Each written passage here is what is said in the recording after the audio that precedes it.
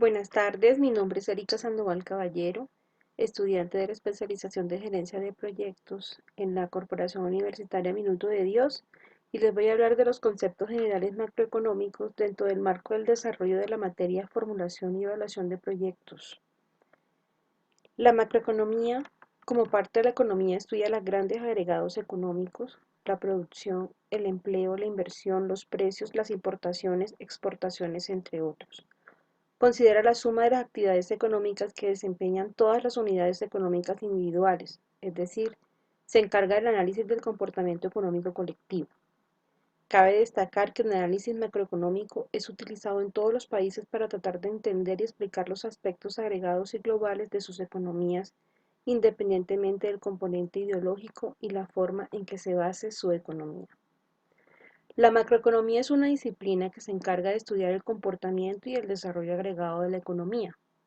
Cuando se habla de agregados se hace referencia a la suma de un gran número de acciones individuales realizadas por personas, empresas, consumidores, productores, trabajadores, Estado, etc., los cuales componen la vida económica de un país. La macroeconomía busca comprender el comportamiento del conjunto de individuos, empresas, familias, trabajadores, etc., cuando estos tienen que enfrentarse a diferentes situaciones económicas.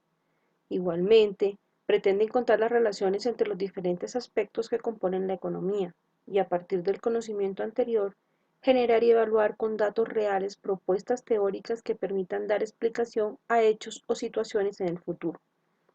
La macroeconomía se integra por cuatro entes económicos: las familias, las empresas, el gobierno y el resto del mundo. Las cuatro variables mencionadas anteriormente están ligadas de la siguiente manera. Las familias suministran a las empresas y al gobierno mano de obra, capital y bienes raíces. Reciben del sueldo, intereses y rentas respectivamente. Asimismo, del gobierno pueden recibir transferencias o beneficios de seguridad. Todo esto conforma el ingreso de las familias, el cual es empleado en compras de bienes y servicios a las empresas, el pago de impuestos al gobierno y el resto es utilizado para el ahorro. Las empresas venden bienes y servicios a las familias y al gobierno, lo que les genera un ingreso que a su vez lo utilizan en pago de salarios, intereses y dividendos. También pagan impuestos al gobierno.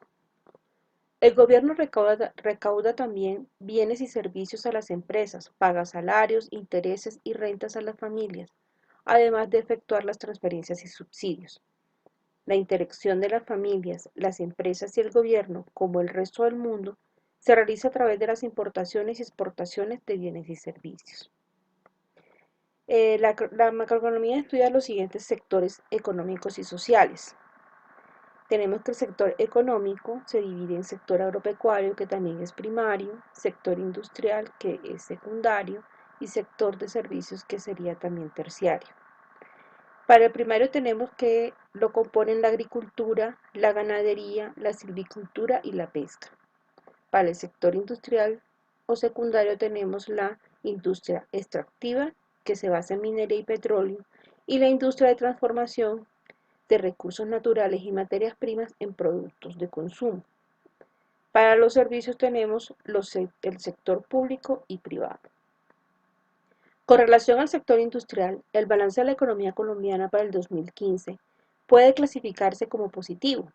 En el caso de la industria manufacturera, si bien aún se observa cierto rezago frente al total del Producto Interno Bruto, es importante notar que en esta actividad comienza a observarse una leve recuperación de sus principales indicadores, especialmente los tendenciales, lo que nos hace pensar que en el año 2016 puede ser mejor.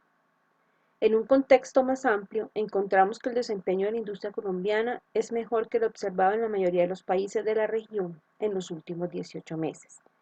En cuanto al sector minero energético colombiano, para los últimos 2 años difiere de lo ocurrido en la última década, mientras que en los años anteriores el sector era una locomotora de la economía nacional, creciendo por encima de otros sectores en los últimos años. Estas actividades se contraen y pierden participación en la economía colombiana. Esto obedece, entre otros factores, a la caída en los precios a nivel mundial, los paros de las empresas del sector carbonífero, la demora en el otorgamiento de licencias ambientales y la minería legal. En lo que se refiere al sector de los servicios, en el segundo trimestre de 2015, comparado con el año anterior, Los mayores incrementos de los ingresos nominales se observan en cinematográficas de videos y programas de televisión, auxiliares de transportes, inmobiliarios, de alquiler de maquinaria y equipo, salud humana privada y educación superior privada de actividades administrativas. Por el contrario, en actividades como publicidad, actividades de agencias de noticias y servicios de correo, se contrae con respecto al mismo trimestre del año anterior. Para el sector social tenemos que se divide en sector privado, sector público y sector externo. El sector privado son las empresas privadas nacionales y las empresas particulares. Para el sector público tenemos gobierno municipal, federal y estatal, así como organismos y empresas públicas. Y en el sector externo tenemos empresas privadas extranjeras, organismos públicos extranjeros y particulares extranjeros. Al igual que el sector económico, se debe dar una relación intersectorial entre el sector público, privado y externo. Los indicadores sociales han registrado un avance importante en los últimos años.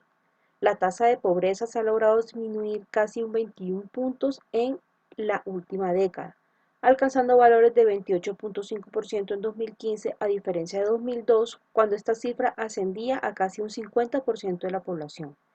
Es importante destacar que el porcentaje de la población por debajo de la línea de pobreza para los 13 principales ciudades logró por segundo año consecutivo niveles inferiores al 18%, ubicándose en 15.9%.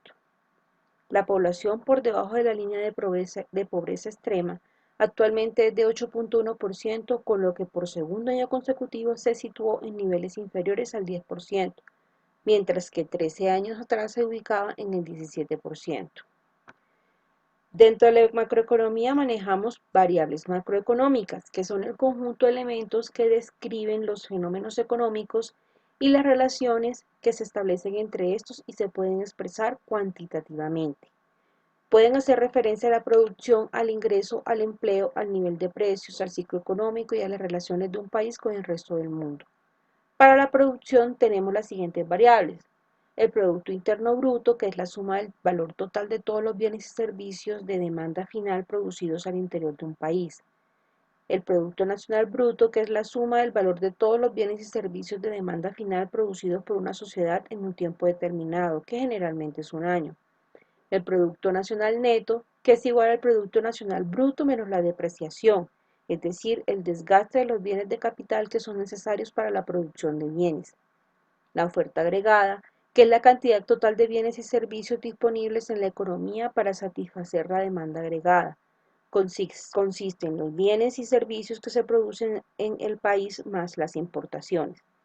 La demanda agregada es la cantidad real de bienes y servicios que todos los sectores de la economía demandan a cada nivel de precios.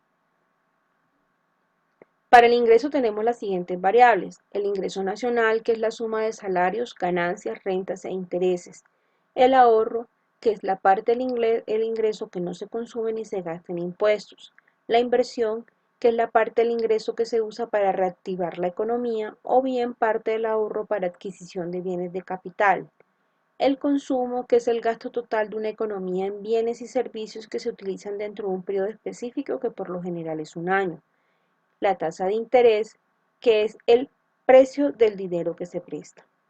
Para el empleo tenemos las variables de población económicamente activa, que son las personas que están ocupadas o desocupadas; la población económicamente inactiva, que es el total de personas que no realizan ninguna actividad económica, tales como estudiantes, amas de casa y jubilados; el desempleo, que está representado por la parte de la población económicamente activa que desea laborar pero no puede obtener un trabajo; y el subempleo, que es la parte de la población económicamente activa que no cuenta con un trabajo debido a la presencia del desempleo, por lo que opta por tomar trabajos menores en lo que generalmente se gana poco. Para el nivel de precios tenemos como variables la inflación, que es el fenómeno económico que consiste en el incremento generalizado y sostenido en el nivel de precios de los bienes, servicios y factores productivos de un país; la tasa de inflación, que es cuando la inflación se mide a través del crecimiento porcentual de algún índice de precios durante un periodo. La tasa de inflación, entre más alta es, genera efectos negativos ya que reduce el poder adquisitivo, deteriora el valor de los activos financieros expresados en términos monetarios. El Índice Nacional de Precios al Consumidor se define como el promedio ponderado de los bienes de un conjunto específico de bienes y servicios consumidos por las familias, conocido como la canasta básica o de mercado. Por lo tanto, mide el aumento en el nivel general de precios. Hablando de la inflación, en el año 2015 se convirtió en un importante reto de política económica. Durante los últimos años, el crecimiento de los precios se había mantenido en el rango meta de inflación fijado por el Banco de la República. Esta tendencia se rompió en el 2015 y al terminar el año estará alrededor del 6.5%. Para el año 2016 se espera la moderación de este factor. El Banco de la República estima que la inflación retornará al rango meta hacia 2017 y agentes del mercado de valores encuestados por las bolsas de valores de Colombia y Fedesarrollo esperan en promedio que la tasa de inflación se modere a una tasa de 4.8%.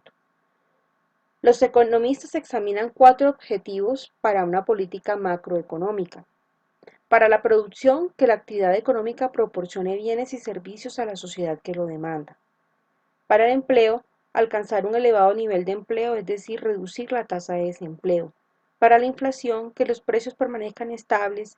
Y para el comercio internacional, tratar de mantener consistente el comercio internacional de bienes y servicios y de capital y mantener el equilibrio. Durante el año 2015, el comercio exterior colombiano registró caídas significativas respecto a su desempeño en años anteriores, y en el caso de las exportaciones, por tercer año consecutivo, las exportaciones se contrajeron para el año 2015. En el acumulado de enero-octubre, las ventas externas del país se redujeron 35% en relación al mismo periodo del 2014.